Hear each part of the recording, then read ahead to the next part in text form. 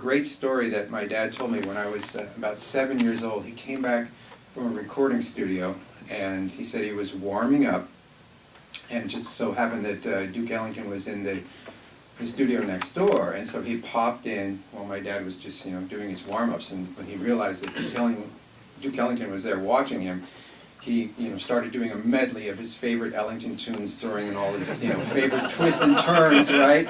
And after that, Duke came up to him and put his hand on his shoulder, and he said, "Now that's the way my music was meant to be played."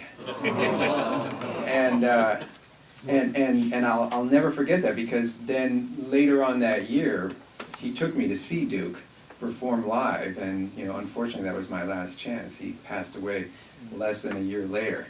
So I did get to see him once, but I think what he represents, and also what my father represents, especially in regard to his drawing influences across many genres. He didn't just study jazz; he was equally trained in classical, and you can probably find, if you analyze the structure of this beginning part, you'll probably find more in common with Stravinsky, Bartók, and Shostakovich than you will with any of the jazz greats.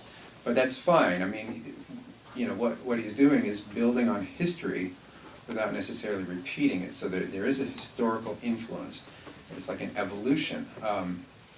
And this is something that you can all think about as you're working on your own projects, is by drawing on influences across multiple genres and figure out a way to differentiate your sonic palette, to distinguish your individual sound. Whatever it is about your individual sound that you want as your trademark or your brand, you can figure out how you can isolate those elements and differentiate your sonic palette to be able to make your music recognizable.